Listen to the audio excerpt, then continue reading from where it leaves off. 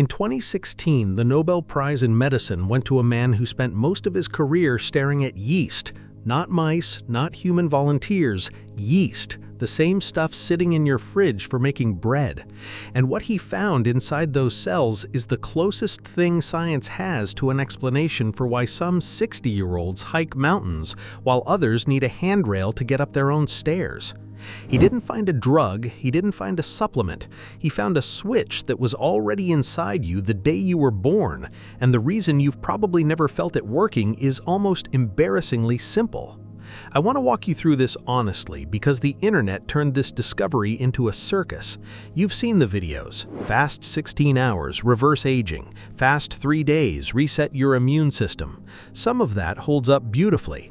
A surprising amount of it is somebody guessing and then putting a confident number on the guess. I'll show you which is which, and by the end, you'll know more about this than most of the people selling programs about it. Start with the man, because his story is odd. His name is Yoshinori Ohsumi. When he finally got his own lab in Japan, he was in his 40s, which in academic terms is late. He had no team, he picked a research subject specifically because nobody else wanted it. Everyone was chasing how cells build things, so Ohsumi decided to study how cells destroy things. He went after the vacuole, the yeast version of a garbage compartment. Biologists at the time treated it as a boring bag of waste. His reasoning was almost childlike. The vacuole is big enough to see under an ordinary light microscope, so if something interesting happens in there, I should be able to just look at it. Studying the trash instead of the treasure is what put him on a stage in Stockholm 25 years later. Except a problem sat in his way, and how he got around it is the best part of this story. When a cell cleans itself, the cleanup is fast. Garbage gets hauled in, enzymes shred it, and it's gone.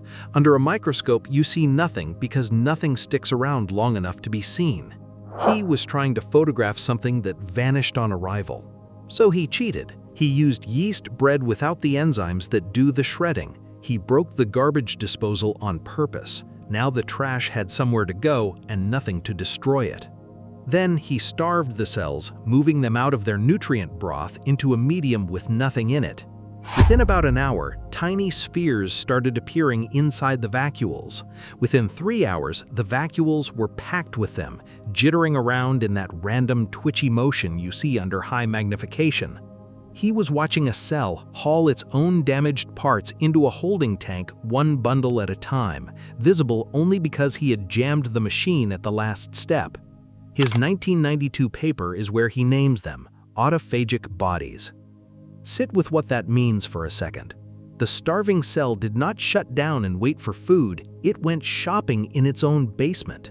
It found the broken proteins, the worn-out mitochondria, the junk that had been quietly piling up, and it fed itself with them. The word for this is autophagy, Greek, auto for self, and phagy for eating, self-eating. The term had been coined decades earlier by a Belgian scientist named Christian de Duve, who suspected the process existed but couldn't get at the machinery. Ohsumi got at the machinery. Once he could see autophagy happening, he could break it one gene at a time and find which genes were required. Those genes exist in flies, in mice, in you. Which raises the obvious question: if the switch is inside your cells right now, why does it feel like nothing is happening? Because your cells are not asking whether you want to age well. They're asking one question over and over every few minutes: is more food coming? That's the whole logic. There's a specific protein complex that asks it, called mTOR, and I have to tell you where its name came from because it's one of my favorite facts in biology. In 1964, a Canadian expedition traveled to Easter Island. The locals call it Rapa Nui. Scientists collected soil samples, hunting for antibiotics, which was the gold rush of that era. One sample held a bacterium producing a compound that suppressed the immune system. They named it rapamycin, after the island. The drug got shelved for years. One researcher, Suren Segal, believed in it enough that when the project was killed, he kept samples alive rather than let them be thrown out. Decades later, scientists hunting for what rapamycin actually binds to inside a cell found a protein and called it the target of rapamycin. That's mTOR, a growth control system in every cell in your body, named after a volcanic island in the Pacific because that's where the dirt came from. Here is why that matters to you. mTOR is the growth hormone, and it is not subtle about the job. When protein and carbohydrates show up in your blood, mTOR wakes up and starts giving orders to build and to store. One of the first orders it gives is to shut autophagy down. You cannot renovate a building while crews are still adding floors to it, so the cell picks one job at a time. When food stops coming, insulin falls. An energy sensor called AMPK notices the fuel gauge dropping, mTOR powers down, and the cleanup crew finally gets called in. So it's a seesaw. Food in, building on, cleaning off. Food out, building off, cleaning on. Neither side is the villain. You need both, in rotation. Almost nobody in the modern world ever gets to the second half of that rotation. Picture a normal day. Coffee with cream at 7, toast, lunch at noon, something around 3 because the afternoon slump hit, dinner at 7, a handful of something at 10 in front of the television. Count the gaps. You never went more than 4 hours, so mTOR never got one interrupted stretch to power down. Your building crew has been on shift for years, and the maintenance crew has been sitting out in the parking lot the whole time. And here's a detail that almost never gets mentioned. Autophagy is not only food-controlled, it's clock-controlled. Your cells run on a circadian rhythm, and the repair machinery is tuned to run heaviest during your overnight window. So the 10 o'clock snack isn't just adding calories, it's landing directly on top of the shift change. Sleep matters here for a reason people get backwards. Sleep is the longest reliable fasting window most adults ever get. Cut it from 8 hours to 5 and you've shortened your best repair window by nearly 40% without changing anything about your diet. Chronic stress pushes from a third direction, through cortisol, which nudges blood sugar up and keeps insulin from ever fully bottoming out. So look at what a typical modern adult has built. Eating from 7 in the morning until 10 at night, sleeping 6 hours, stressed most of the day. That person has almost no window where cellular cleanup can run at any depth, and it isn't because their genes are bad. The switch is being physically held down by their schedule. Now, this next part is where I have to be straight with you, and it's what separates this video from the other 40 you've seen on the subject. You've heard that autophagy starts at 16 hours. Maybe you heard 12 or 18 or 24. Somebody put a number on a chart and the internet copied it 10,000 times. Nobody has ever measured that number in a living human being. Let me explain why, because it changes how you should think about all of this. Autophagy is close to impossible to measure in a living person, and it isn't for lack of trying. You can't watch it happen. You'd need a tissue sample, and even then, the markers scientists use only tell you how many cleanup bundles exist at that instant, not how fast they're being processed. High numbers could mean the cleanup is roaring. They could equally mean the cleanup is stalled and things are backing up. Same reading, opposite meanings. Researchers get around this in the lab, using a chemical that blocks the final breakdown step, which is basically Ohsumi's original trick. You can inject that into a mouse. You cannot inject it into a volunteer. So in one study, a team took blood from healthy volunteers who fasted up to 4 days, pulled the white cells out, and ran that blocking trick in a dish. They did find real evidence of activated autophagy in humans, but it showed up in only one cell type, the neutrophils, only with the laboratory workaround, and the human arm was 4 people. Meanwhile, a randomized trial in 50 women doing repeated 24-hour fasts looked at muscle tissue, and several autophagy markers there went down, which the authors linked to weight loss. So here's the honest picture. Fasting activates autophagy. That much is solid, across species, in tissue after tissue. The precise hour it switches on in your liver or your brain is not something anyone has demonstrated in a person. Most timelines you've seen were extrapolated from mice, and a mouse burns through its stored energy several times faster than you do. Why does this matter practically? Because if you've been doing 16-hour fasts and feeling like nothing is happening, you haven't failed at anything. And because the effects that have been measured directly in humans, in blood chemistry and hormones, mostly show up once the fast runs past a day. The first stretch is glycogen. Your liver holds roughly a day's worth of stored sugar, and depending on your size, your last meal, and whether you moved much, you'll burn through it somewhere in the first 18 to 30 hours. This is the miserable part. Hunger arrives in waves, hardest at the times you normally eat, because that's a learned signal rather than a real one. Headaches and irritability are common. Most people who quit here, believing their body rejected the fast, when their body actually ran out of easy fuel before it finished building the machinery for the hard fuel. Around the second day that machinery arrives, your liver starts converting fat into ketones, and ketones are a fuel your brain can run on directly.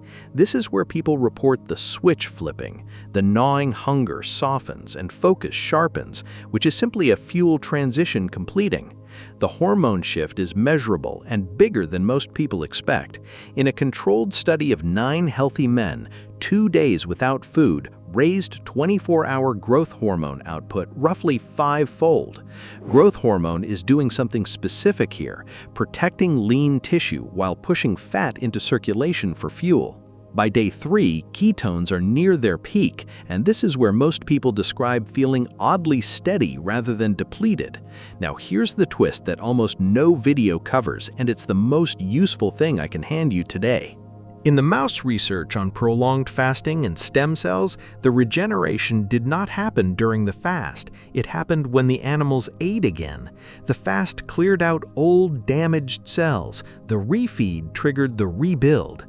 And the human portion of that work was preliminary, run alongside chemotherapy patients, not healthy people looking to feel younger. So the fast is one half of the intervention, and it's the half everybody obsesses over. Do a beautiful 72 hours and then break it with a pizza, and you finished the demolition and skipped the construction.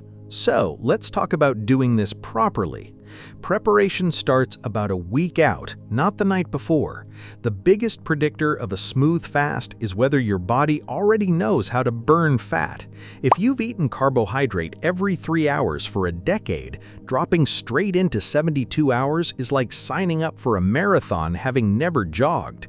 Get comfortable with 14 to 16-hour overnight windows first, then try a single 24-hour fast before you consider going longer. In the days beforehand, eat well. Protein at every meal, real fats, plenty of vegetables. Going into a long fast already underfed is where people get into trouble.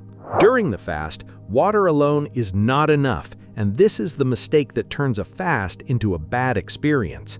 Without food, insulin drops, and low insulin tells your kidneys to dump sodium.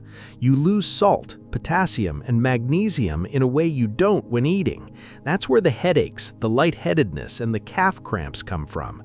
Most people blame the fast. It was the electrolytes. So take salt. Actual salt in water several times a day. Add magnesium in the evening. Black coffee and plain tea are fine and won't do anything. Keep movement gentle. Walking, easy cycling, stretching. Heavy training on day 2 or 3 drives cortisol up and hands you the muscle loss you were trying to avoid. Breaking the fast is where you need the most discipline and where people have the least. After 3 days, your gut has quieted down, and a large carbohydrate meal pulls phosphate, potassium, and magnesium rapidly out of your bloodstream into your cells.